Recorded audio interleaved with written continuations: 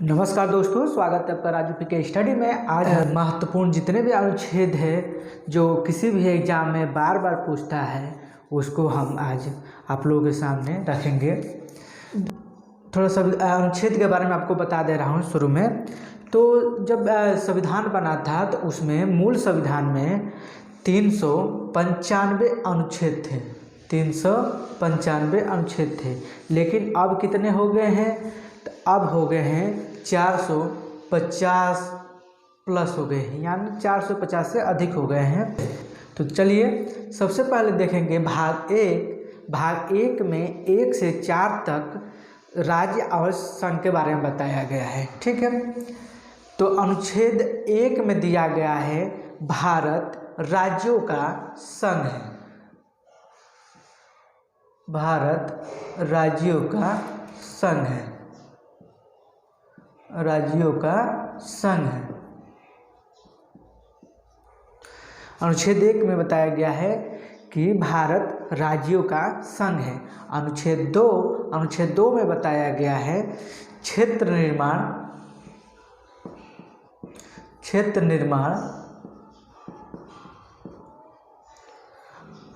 और स्थापना। भारत से किसी भी बाहरी क्षेत्र को अगर भारत में मिलाया जाता है तो वो किस अनुच्छेद के तहत मिलाया जाएगा? अनुच्छेद नंबर 2 के तहत वो भारत में मिलाया जाएगा। ठीक है, अब देखिए अनुच्छेद नंबर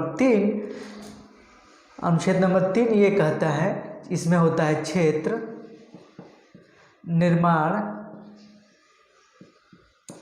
और नाम। ठीक है, भारत के अंदर किसी भी क्षेत्र को उसके नाम में परिवर्तन, नया क्षेत्र, नया जैसे किसी भी राज्य से राज्य को बंटवारा करके 2 राज्य बनाना। ठीक है, अनुच्छेद 3 के तहत होता है। ठीक है, जैसे कि आंध्र प्रदेश राज्य में से अलग करके तेलंगाना राज्य बनाया गया, तो किस अनुच्छेद के तहत बनाया गया? अनुच्छेद नंबर 3 के तहत ही तेलंगाना राज्य को बनाया गया। ठीक है, अब देखिए भाग नंबर 2, इसमें 5 से 11 तक नागरिकता के बारे में बताया गया है। नागरिकता के बारे में बताया गया है। ठीक है, इसके लिए अलग से एक वीडियो बनाएंगे, स्पेशल नागरिकता का ही रहेगा उसमें। ठीक है, अब देखिए भाग नंबर 3, इसमें 12 से 36 तक मौलिक अधिकार, इसमें मौलिक अधिकार के बारे में बताया गया है। मौलिक अधिकार। ठीक है, आप देखिए भाग 4 में 36 से 51 तक इसमें नीति निर्देशक तत्व है। क्या है? नीति निर्देशक तत्व है।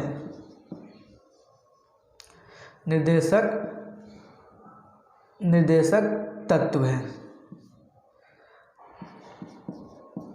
ठीक है, भाग 4 में 36 से 51 तक नीति निर्देशक तत्व को रखा गया है।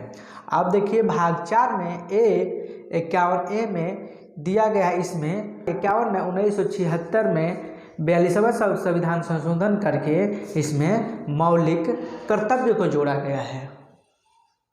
मौलिक कर्तव्य को जोड़ा गया है। मौलिक कर्तव्य। ठीक है, 42वें संविधान संशोधन 1976 में इसे जोड़ा गया। ठीक है, आप देखिए राष्ट्रपति के बारे में पढ़ेंगे। राष्ट्रपति में देखिए अनुच्छेद 52 में दिया है राष्ट्रपति का पद के बारे में दिया गया है अनुच्छेद 52 में, और अनुच्छेद 53 में दिया गया है राष्ट्रपति का शक्ति और कार्य के बारे में किसमें बताया गया? अनुच्छेद नंबर 53 में बताया गया है। आप देखिए अनुच्छेद नंबर 54, इसमें दिया गया है राष्ट्रपति का निर्वाचन। राष्ट्रपति का निर्वाचन कैसे होगा? ठीक है, राष्ट्रपति का निर्वाचन दोनों सदनों के सदस्य और ये जो विधानसभा के सदस्य होते हैं वो राष्ट्रपति के निर्वाचन में भाग लेते हैं। आप देखिए अनुच्छेद नंबर 61, इसमें दिया गया है महाभियोग। महाभियोग क्या होता है? इसके तहत राष्ट्रपति को अगर हटाना है 5 साल से पहले, इनके कार्यकाल से पूर्व ही हटाना है, पहले ही हटाना है, तो उसके लिए महाभियोग के माध्यम से राष्ट्रपति को हटाया जा सकता है। ठीक है। अब देखिए अनुच्छेद नंबर 72, इसमें दिया गया है क्षमादान की शक्ति। क्षमादान की शक्ति, ठीक है। इसमें किसी भी व्यक्ति को अगर न्यायालय द्वारा फांसी की सजा हुई है तो उसको राष्ट्रपति माफ़ कर सकते हैं। ठीक है।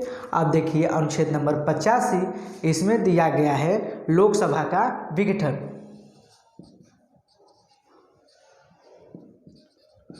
लोकसभा का विघटन,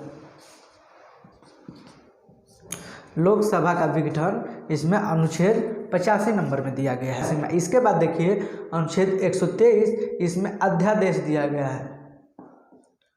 अध्यादेश यानी कि अध्यादेश का मतलब ये हुआ कि जैसे सदन की बैठक नहीं चल रही है, साल में 2 बार बैठक होती है, अगर बैठक नहीं चल रही है, कोई महत्वपूर्ण कानून है उसे बनाना जरूरी है, तो इसमें क्या होता है कि राष्ट्रपति अध्यादेश को ला करके कानून बना सकते हैं। एक सिग्नेचर के माध्यम से राष्ट्रपति कानून बना सकते हैं, उसी को अध्यादेश कहते हैं। ठीक है। अनुच्छेद 143, इसमें क्या है?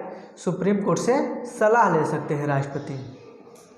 सुप्रीम कोर्ट से राष्ट्रपति किस अनुच्छेद के तहत सलाह लेंगे? तो 143 के तहत राष्ट्रपति सुप्रीम कोर्ट से सलाह ले सकते हैं, लेकिन उस सलाह को मानने के लिए बाध्य नहीं है। अब उनके ऊपर डिपेंड करता है कि राष्ट्रपति सुप्रीम कोर्ट की सलाह को माने या ना माने। ठीक है। अब देखिए उपराष्ट्रपति का पद किस अनुच्छेद के तहत होता है? तो अनुच्छेद 63 के तहत उपराष्ट्रपति का पद होता है। अब अनुच्छेद 64, इसके तहत ये है कि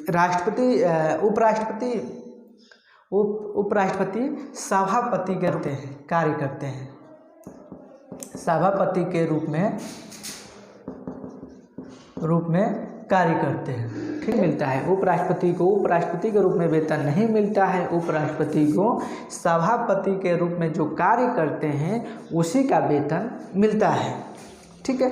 अब देखिए प्रधानमंत्री अनुच्छेद 74 में दिया गया है कि राष्ट्रपति की सहायता के लिए एक मंत्रिपरिषद होगी।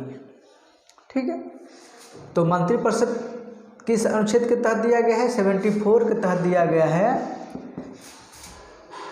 मंत्रिपरिषद होगी एक। ठीक है। मंत्रिपरिषद की स्थापना अनुच्छेद 74 के तहत होगी। और अनुच्छेद 75 के तहत जो मंत्रिपरिषद का जो हेड होता है उसे हम प्रधानमंत्री कहते हैं। तो प्रधानमंत्री किस अनुच्छेद के तहत होंगे? तो अनुच्छेद नंबर 75 के तहत। प्रधानमंत्री की नियुक्ति किस अनुच्छेद के तहत होती है? अनुच्छेद नंबर 75 के तहत प्रधानमंत्री की नियुक्ति होती है। अब देखिए संसद किस अनुच्छेद के तहत है? तो 79 के तहत संसद का निर्माण होता है। ठीक है।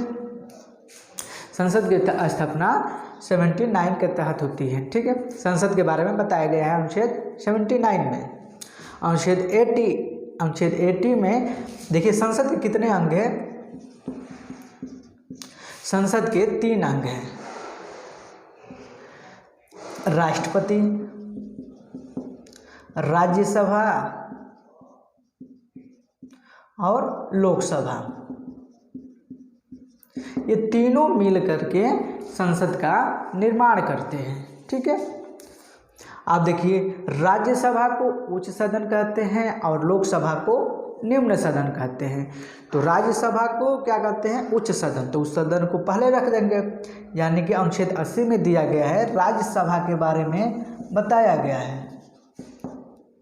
अनुच्छेद 81 में लोकसभा के बारे में बताया गया है। ठीक है। आप देखिए अनुच्छेद 100, इसमें बताया गया है कि निर्णायक मत। ठीक है। निर्णायक मत, इसमें क्या होता है कि जैसे कि वोटिंग होती है लोकसभा या राज्यसभा में, तो इसमें क्या होता है, जब वोटिंग होती है तो जैसे दोनों ओर 50-50 हो गया, ठीक है, दोनों ओर 50-50 वोटिंग हो गई, तो निर्णायक मत देने का अधिकार किसको होता है? लोकसभा अध्यक्ष को। लोकसभा अध्यक्ष निर्णायक मत दे सकते हैं, ठीक है। तो अनुच्छेद 100 के अंतर्गत बताया गया है कि लोकसभा अध्यक्ष निर्णायक मत दे सकते हैं। आप देखिए अनुच्छेद नंबर 105, इसमें दिया गया है संसद को विशेषाधिकार, यानी संसदीय विशेषाधिकार, संसदीय विशेषाधिकार, विशेषाधिकार, संसदीय विशेषाधिकार किस अनुच्छेद के तहत दिया गया? अनुच्छेद नंबर 105 के तहत संसद को विशेष अधिकार दिया गया है, ठीक है।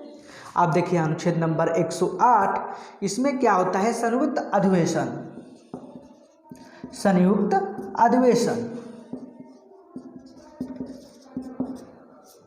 संयुक्त अधिवेशन।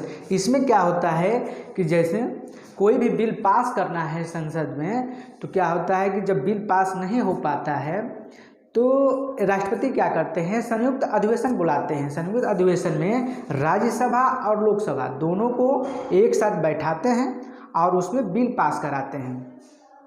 राष्ट्रपति तो संयुक्त अधिवेशन बुलाते हैं, लेकिन इसकी अध्यक्षता कौन करता है? ये बार बार किसी भी एग्जाम में बार बार पूछता है, तो इसकी अध्यक्षता लोकसभा अध्यक्ष करते हैं। संयुक्त अधिवेशन की अध्यक्षता कौन करता है? तो लोकसभा अध्यक्ष जी करते हैं। आप देखिए अनुच्छेद नंबर 110, इसमें बताया गया है धन विधेयक। धन विधेयक के बारे में अनुच्छेद नंबर 10 में बताया गया है, ठीक है। धन विधेयक, धन विधेयक का निर्णय कौन करता है? कौन सा विधेयक धन विधेयक है? तो इसका निर्णय लोकसभा अध्यक्ष करते हैं। यह भी क्वेश्चन बार बार किसी भी एग्जाम में पूछता है। तो अनुच्छेद 110 के तहत धन विधेयक पेश किया जाता है। अब देखिए अनुच्छेद नंबर 112, इसके अंतर्गत क्या होता है? बजट पेश किया जाता है। इसके अंतर्गत बजट पेश किया जाता है 112 के अंतर्गत, और 116 के अंतर्गत लेखा अनुदान होता है, लेखा अनुदान, ठीक है। लेखा अनुदान, लेखा अनुदान होता है, लेखा अनुदान, ठीक है। लेखा अनुदान होता है, क्या होता है? लेखा अनुदान, ठीक है। लेखा अनुदान उसको कहते हैं जो बजट में पेश ना करके अलग से पेश किया जाता है, तो उसे हम लेखा अनुदान कहते हैं, ठीक है। आप देखिए 117, इसमें क्या है? वित्त विधेयक है, वित्त विधेयक है, विधेयक है, ठीक है। इसके अंतर्गत वित्त विधेयक 117 के अंतर्गत है। 124, इसके अंतर्गत सुप्रीम कोर्ट का गठन है। 124 के अंतर्गत सुप्रीम कोर्ट का गठन करते हैं। आप देखिए अनुच्छेद नंबर 131, इसमें दिया गया है सुप्रीम कोर्ट का मूल अधिकार, मूल आरंभिक अधिकार, मूल आरंभिक अधिकार, ठीक है। आप देखिए अनुच्छेद नंबर 137, इसके अंतर्गत दिया गया है न्यायिक पुनरावलोकन। इसके अंतर्गत दिया गया है न्यायिक पुनरावलोकन। न्यायिक पुनरावलोकन क्या होता है? तो इसके अंतर्गत ये है, जैसे संसद में कोई भी कानून पास होता है तो उसका न्यायिक पुनरावलोकन सुप्रीम कोर्ट कर सकता है, ठीक है। उसको देख सकता है कि हाँ ये न्याय संगत है या नहीं, ये संविधान के अनुसार कानून बना है या नहीं। इसी को न्यायिक पुनरावलोकन कहते हैं अनुच्छेद 137 के तहत। आप देखिए अनुच्छेद नंबर 143, इसके अंतर्गत दिया गया है कि सुप्रीम कोर्ट राष्ट्रपति को सलाह दे सकते हैं। सुप्रीम कोर्ट राष्ट्रपति को सलाह दे सकते हैं। किस अनुच्छेद के तहत देंगे? तो अनुच्छेद नंबर 143 के तहत राष्ट्रपति को सलाह दे सकता है सुप्रीम कोर्ट। अब देखिए महान्यायवादी क्या होता है? ये 76 के तहत होता है महान्यायवादी, न्यायवादी। इसकी नियुक्ति कौन करता है? तो राष्ट्रपति करते हैं। प्रधानमंत्री की सलाह पर महान्यायवादी की नियुक्ति राष्ट्रपति करते हैं। ये एक क्या है? विधि अधिकारी है। ये क्या है? महान्यायाधीश कौन होता है? विधि अधिकारी। ठीक है, ये कोई भी हो सकता है जो कानून के बारे में जानकार हो सकता है महान्यायवादी। ठीक है, तो आप देखिए अनुच्छेद नंबर 148 इसमें कैग के बारे में दिया गया है। ठीक है, कैग क्या होता है? 148 के तहत कैग की नियुक्ति होती है और ये क्या होता है? IAS अधिकारी होता है। IAS अधिकारी होता है, एक फिक्स कार्यकाल नहीं होता है। और इसमें क्या है? कैग जो भी सरकार व्यय करती है उसकी लेखा जोखा ये कैग करते हैं। ठीक है दोस्तों, आप लोगों को वीडियो अच्छा लगा हो तो वीडियो को लाइक, सब्सक्राइब और वीडियो को ज़्यादा से ज़्यादा शेयर कर दीजिए।